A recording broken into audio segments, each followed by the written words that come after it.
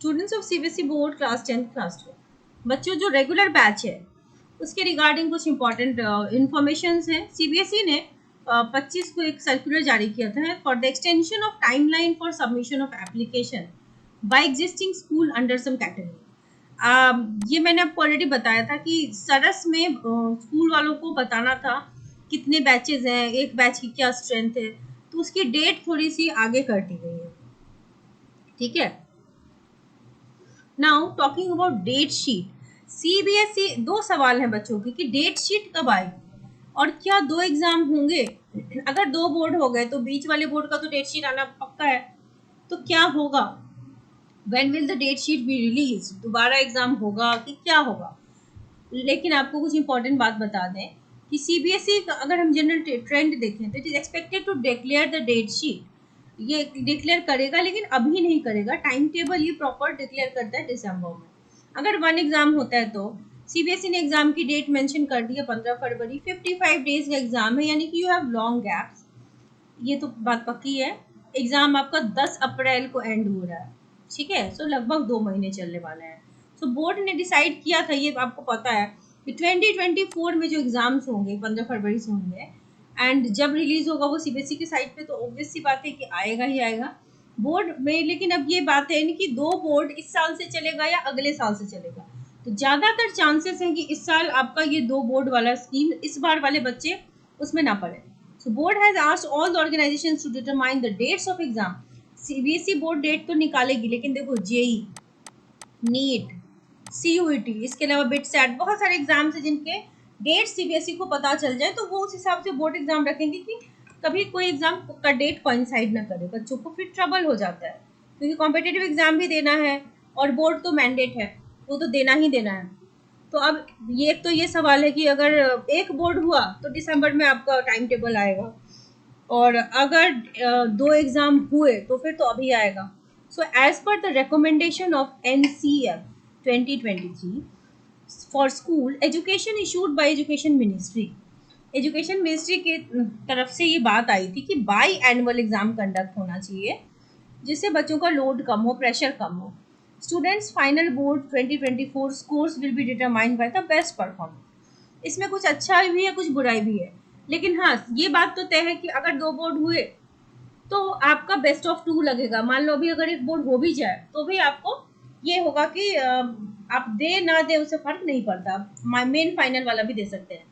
एक इम्पॉर्टेंट बात यह है कि एमपी महाराष्ट्र बोर्ड जो है, सीबीएसई के महाराष्ट्र बोर्ड ने अपना टाइम टेबल आउट कर दिया है। ठीक है, नेशनल करिकुलम फ्रेमवर्क ने जो कहा था वो तो कहा था, बट इन्होंने अपना सिंगल वो जो था वो आउट कर दिया है कि उनका कब से एग्जाम है क्या है। So Maharashtra board and MP board ने ये आउट कर दिया, तो इनकी डेट शीट आउट हो गई है।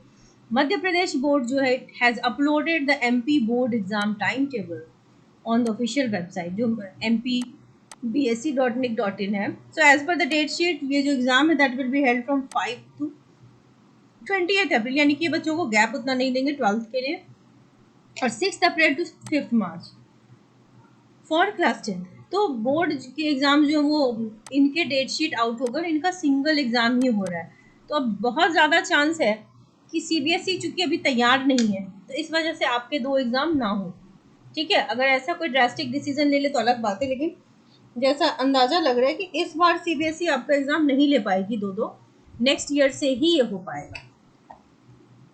और यूपी बोर्ड ने अभी तक अनाउंस नहीं किया, it is yet to announce, publish होगी अब यूपी बोर्ड ही, अब एक का देखा देखी दूसरे बोर्ड भी अनाउंस करेंगे। सो एग्जाम में अब ज़्यादा वक्त आपका बचा नहीं है, इट्स अबाउट आपकी 4 मंथ है जो आप पढ़ सकते हो, उसके बाद आपके प्रैक्टिकल स्टार्ट हो जाएंगे। और पैटर्न इज चेंज, दैट तो यू ऑलरेडी नो कि पैटर्न चेंज होता जा रहा है और कॉम्पिटेंसी बेस्ड क्वेश्चंस की परसेंटेज बढ़ रहा है, जिससे स्टूडेंट्स का ट्रबल बढ़ रहा है, जो बेसिकली जो एवरेज कैटेगरी है या वीकर कैटेगरी उनके लिए बढ़ रहा है।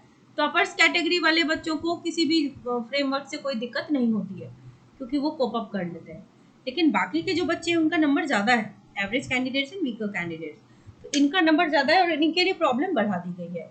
तो आपको एनसीईआरटी प्रॉपर एक एक लाइन एक एक वर्ड क्लियर होना चाहिए, तभी जाकर के आप कॉन्सेप्ट बेस्ड क्वेश्चन बना सकोगे, क्योंकि अब रट्टा मार स्टडी को दरकिनार करके अब ऐसे क्वेश्चंस लाए जा रहे हैं जिसमें आपका ब्रेन टेस्ट हो, आपका सोच अप्लाई हो, डेली चीज़ें जो होती है उसमें साइंस को लाया जा रहा है।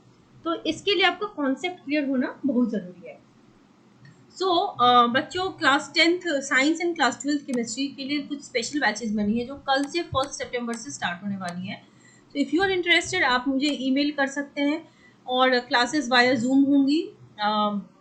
आपको एनसीईआरटी की हाईलाइटेड पीडीएफ शेयर की जाएगी and you can email at this number, और इस नंबर पर कॉन्टैक्ट कर सकते हैं वाया एसएमएस और व्हाट्सएप। जूम पे ही क्लास होगी एंड 3 क्लासेस अ वीक होगी and highlighted PDF of NCERT will be shared with you. अगर आप कोर्स करेंगे ज्वाइन और रेगुलर पढ़ाई करेंगे तो आप बहुत अच्छा स्कोर करेंगे, दैट्स गारंटीड। हाँ, अगर just in case if you don't attend the class फिर मैं नहीं बता सकती। अगर आप रेगुलर क्लास करेंगे तो इट इज़ 100% गारंटेड कि आप बहुत अच्छा स्कोर कर सकते हो। So do not delay now. और ये जो बैचेस होंगी वो रेगुलर स्टूडेंट्स के लिए भी होंगी और कंपार्टमेंट वाले बच्चों के लिए, इम्प्रूवमेंट वाले बच्चों सबके लिए। एग्जाम सेम है। और नाउ क्लास 12th के बच्चों आपके लिए 30 इंपॉर्टेंट क्वेश्चंस की सीरीज ऑलरेडी बनी हुई है। प्लेलिस्ट की लिंक डिस्क्रिप्शन बॉक्स में है, तो ज़रूर चेक कर लें। हर चैप्टर के इंपॉर्टेंट क्वेश्चन है, most expected question. And do like share and subscribe.